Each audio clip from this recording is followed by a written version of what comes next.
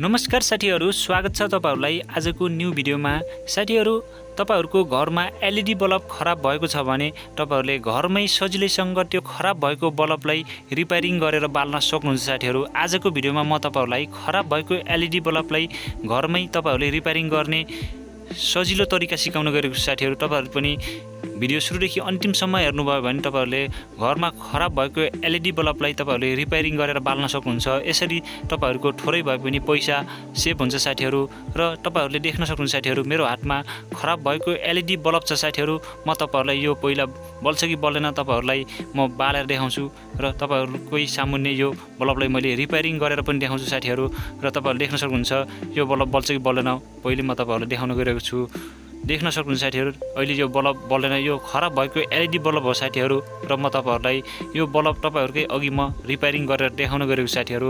र तपाईहरुसँग पनि खराब बल्ब छ भने तपाईहरुले सजिलैसँग घरमै तपाईहरुले रिपेयरिङ गरेर बाल्न सक्नुहुन्छ।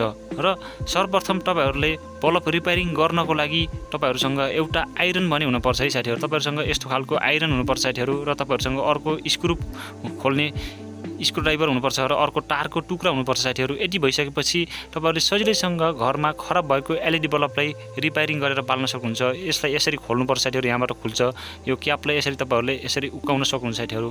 तपाईहरुले देख्न सक्नुहुन्छ यसरी तपाईहरुले यो क्यापलाई अलि प्रेस गरेर तपाईहरुले यसरी उक्काउन सक्नुहुन्छ साथीहरु। यो क्यापलाई यसरी उक्काइसकेपछि तपाईहरुले भित्रपट्टि एलईडी बल्बहरु देख्न सक्नुहुन्छ। तपाईहरुले थुप्रै खालको एलईडी बल्बहरु देख्न सक्नुहुन्छ। र याद गर्नु साथीहरु, तपाईहरुले यहाँ कुनै पनि एउटा एलईडी बल्ब खराब भयो भने तपाईहरुको कुनै पनि बल्ब बल्दैन साथीहरु। एउटा मात्र बल्ब खराब भयो भने पनि तपाईहरुले यो बल्ब बल्दैन र तपाईहरुले त्यो बल्ब पट्टा लगाउनु पर्छ। त्यसको लागि तपाईहरुले देख्न सक्नुहुन्छ त्यो बल्बको बीचमा कालो भएको हुन्छ साथीहरु। त्यो खराब भएको बल्ब चाहिँ बीचमा कालो हुन्छ र यसलाई तपाईहरुले उक्काएर फाल्नु पर्छ साथीहरु। तपाईहरुले यसरी उक्काएर फाल्नु होला। र उक्काएर फालिसकेपछि तपाईहरुले यो दुईवटा पोइन्टलाई तपाईहरुले एकै ठाउँमा जोड्नु पर्छ साथीहरु। तपाईहरुले सप्लाई दिनु पर्ने हुन्छ। तपाईहरुले यसमा जोड्नु पर्ने हुन्छ। जोड्नको लागि तपाईहरुले आइरनको सहायताले जोड्नु पर्ने हुन्छ। देख्न सक्नुहुन्छ मैले उक्काएको छु र यसलाई म अब जोडेर देखाउन गइरहेको छु। जोड्नको लागि तपाईहरुले आइरनको सहायता लिनुपर्छ साथीहरु। र तपाईहरुले टारको टुक्राबाट पनि जोड्न सक्नुहुन्छ। र तपाईहरुसँग सोल्डिङ छ भने तपाईहरुले सोल्डिङबाट पनि जोड्न सक्नुहुन्छ। तपाईहरुले जसरी हुन्छ यसलाई चाहिँ तपाईहरुले त्यो प्लस र माइनस पोइन्टलाई तपाईहरुले जोड्नु पर्ने हुन्छ। तपाईहरुले सप्लाई दिनु पर्ने हुन्छ साथीहरु। सप्लाई दिनु होला। मैले सप्लाई दिन गइरहेको छु है त साथीहरु।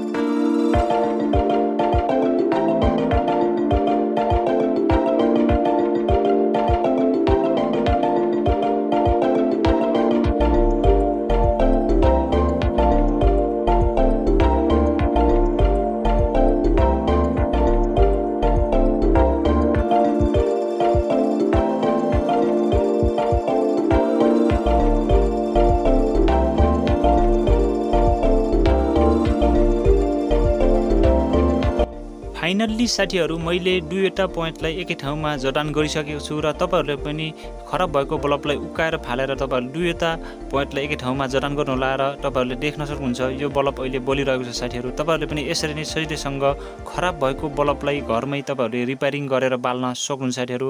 र तपाईहरुलाई भिडियो कस्तो लाग्यो साथीहरू? भिडियो राम्रो लाग्यो भिडियोलाई लाइक कमेन्ट शेयर गर्नुहोला र यस्तै खालको टेक्निकल सम्बन्धी नयाँ भिडियोहरू सबैभन्दा पहिले हेर्न चाहनुहुन्छ र च्यानलमा नयाँ हुनुहुन्छ भने च्यानललाई अवश्य पनि सब्स्क्राइब गरेर छेउमा आएको बेल बटन अलमा टच गर्न भन्दै आजको भिडियोबाट बिदाउन चाहन्छु। हस्त नमस्कार।